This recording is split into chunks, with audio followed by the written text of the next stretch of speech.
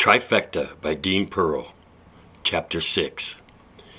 It was the day of their first gig, and Max and the girls were loading in their equipment to the small bar attached to a hotel in a little town outside of Vegas called Pahrump, Nevada.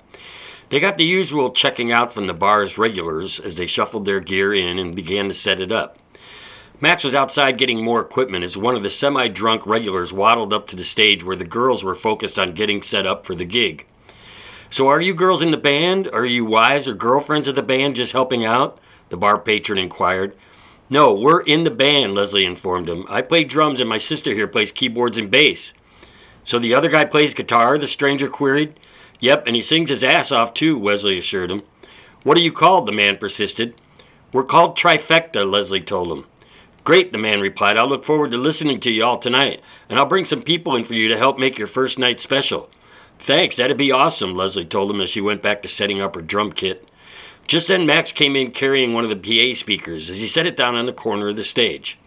"Making new friends?" Max asked as he started plugging in cables to the PA. "You might say that," Wesley told him. "He says he's going to bring in some people to check us out." "Great," Max replied. "The more the merrier, I say." They continued to set up and sound check everything before they headed up to a cheap room they got for them to hang out in before the gig.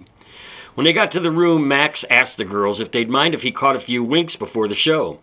He was tired between driving and moving gear and wanted to just chill a bit. He took out a joint and lit it up, taking a deep toke as he did so. "Either of you want some?" he asked politely. While neither of the girls drank much and smoked even less, they both said they'd rather keep their brains awake and aware for the first gig. "Okay, then more for me," Max laughed as he took another puff. "After all this time, I actually perform a little better with a slight buzz." "We'll see," Leslie laughed as Wesley smiled. "Go ahead and take a nap then. Us girls still have to shower, shave stuff, and put some makeup on to look good for the gig." "And we still have to iron some clothes for stage," Wesley reminded her. "Did you keep the wardrobe in basic black like I mentioned?" Max asked. "Yep," Leslie replied, "black and sexy, if I do say so myself.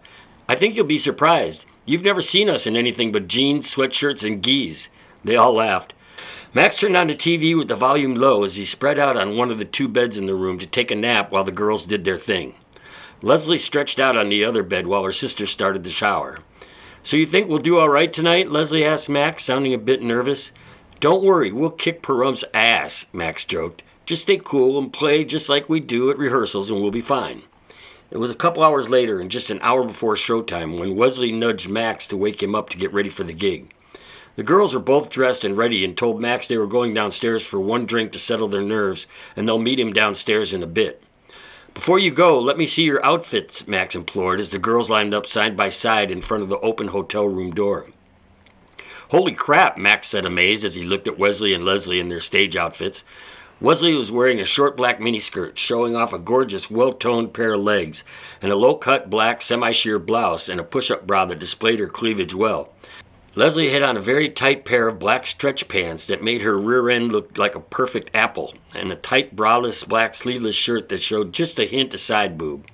"I hate to say this, but I have a feeling that even if we sounded like shit, which we won't of course, we'd go over gangbusters based just on those outfits. Good job," Max assured them.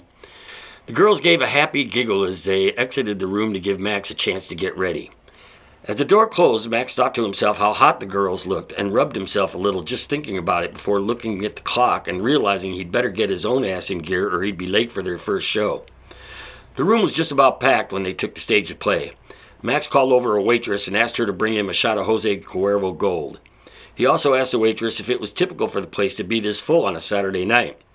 She told him, "No, actually, we usually have less than half this many people.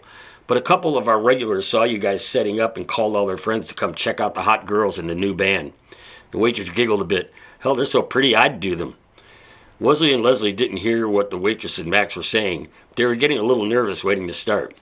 As soon as the waitress came back with Max's drink, he set it down and handed a set list to the girls, threw on his guitar, said "check 1, 2" into the mic, and then said, "Hey, Pahrump, you ready to party with us tonight?" The crowd applauded and gave a little "hell yes" cheer.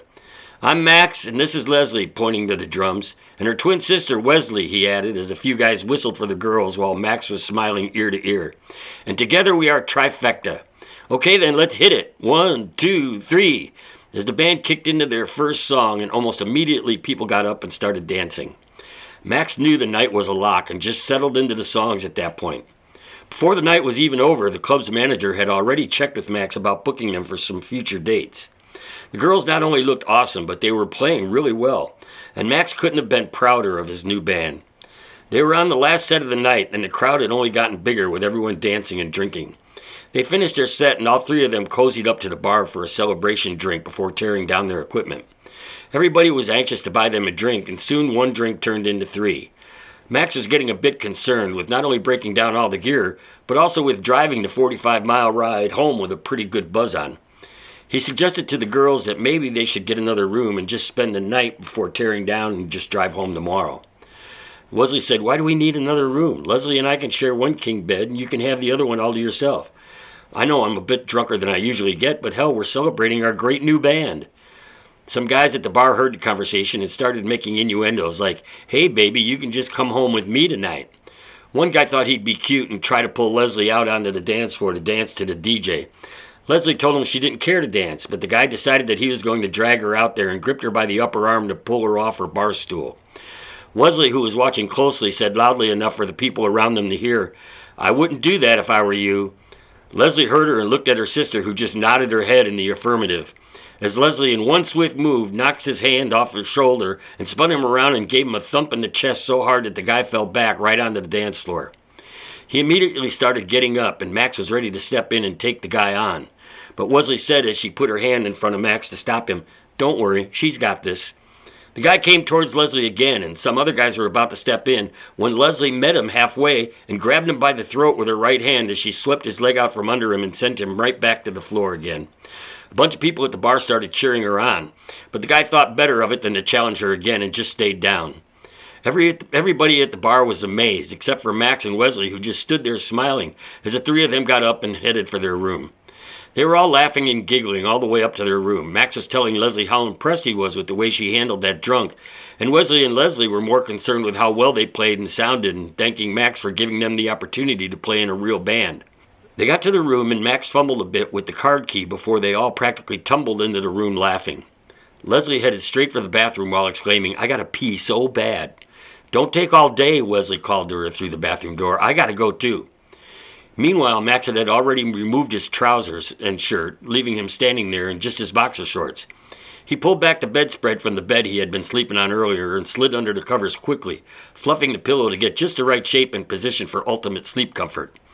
At the same time, Wesley and Leslie were switching rooms, as Leslie went in to pee and Leslie came out wearing just an oversized t-shirt and a pair of panties. She came over and sat down on Max's bed and said, "I really want to thank you for helping us live out our dream of being rock stars. I had no idea how much fun playing in a band could be. You get to play music and drink and get into fights."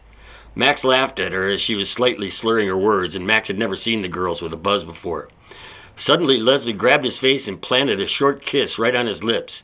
Then she stopped, moved her head back a little, looked him right in the eye and kissed him again, but this time longer with passion and tongue. Just then they heard the toilet flush in the bathroom and they both snapped to attention.